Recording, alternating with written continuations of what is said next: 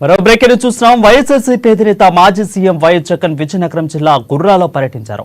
ఇటీవల గుర్రాలో డయేరియా ప్రజలు పదుల సంఖ్యలో ప్రజలు మృత్యువాడికి చేరుకున్నారు. ఇక సెప్టెంబర్ నెల నుంచి డయేరియా గుర్రాలో మృత్యు గంటికలు మోగుతుంది. ఇక మొత్తం 14 మంది వ్యాధితో మరణించగా ఇప్పటికీ కొందరు ఆసుపత్రిలో చికిత్స పొందుతున్నారు. గుర్రాకు చేరుకున్న జగన్ ను చూసేందుకు భారీ సంఖ్యలో అభిమానులు కార్యకర్తలు హెలీప్యాడ్ వద్దకు చేరుకున్నారు. ఇక డయేరియా ప్రబలి మరణించిన వారి కుటుంబ సభ్యులను జగన్ పరామర్శించారు.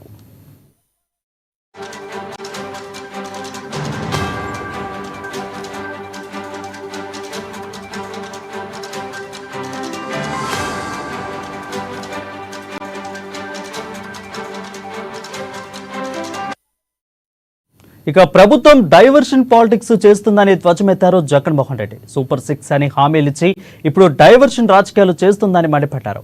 ఎప్పటికైనా డైవర్షన్ పాలిటిక్స్ ఆపి హామీలను అమలు చేయాలని అన్నారు. ఏ ఇష్యూ వచ్చినా జగన్ పేరు చెప్పి డైవర్ట్ చేస్తున్నారని అన్నారు. కుటుంబ గొడవలు ప్రతి ఇంట్లో ఉండేవేనని వాటిని రాజకీయాల్లోకి లాగడం సబబు కాదని అన్నారు జగన్మోహన్ రెడ్డి. ఇక మీ ఇళ్లలో గొడవలు లేవా అని అధికార పార్టీ నేతలను మీడియా ముఖంగా ప్రశ్నించారు.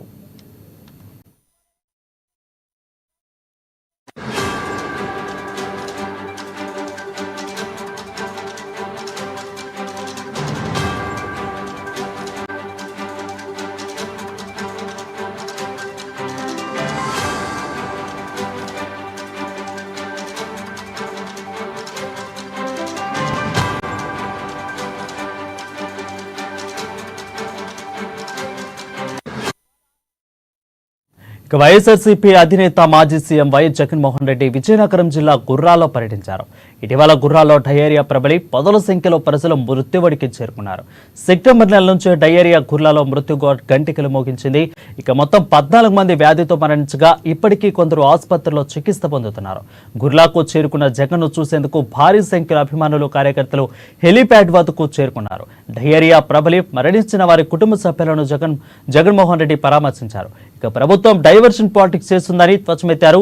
సూపర్ 6 అని హామీలిచ్చి ఇప్పుడు డైవర్షన్ రాజకీయాలు చేస్తుందని మండిపడ్డారు. ఎప్పటికైనా డైవర్షన్ పాలిటిక్స్ ఆపి హామీలను అమలు చేయాలని అన్నారు. ఏ ఇష్యూ వచ్చినా జగన్మోహన్ రెడ్డి పేరు చెప్పి డైవర్ట్ చేస్తున్నారని అన్నారు. ఇక కుటుంబ గొడవలు ప్రతి ఇంట్లో ఉండేవని వాటిని రాజకీయాల్లోకి లాగడం సబబు కాదని అన్నారు. మిల్లులో గొడవలు లేవని మీడియా ముఖ్యంగా నేతలను ప్రశ్నించారు జగన్మోహన్ రెడ్డి.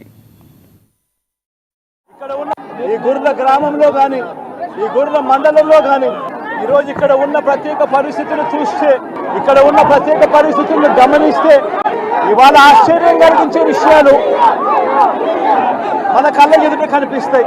ఈరోజు నేను అడుగుతా ఉన్నాను, మా హయాంలో గతంలో వైఎస్ఆర్ కాంగ్రెస్ పార్టీ హయాంలో గ్రామ స్వరాజ్యం అన్నది తీసుకొస్తే ఆ గ్రామ స్వరాజ్యం ద్వారా గ్రామాలన్నీ కూడా సస్యశ్యామలంగా ఉన్న పరిస్థితులు ఆ రోజుల్లో కనిపిస్తా ఉంటే ఈ రోజు పరిస్థితులు ఏమిటి అనేది ఒక్కసారి గమనించమని కోరుతా ఉన్నాను.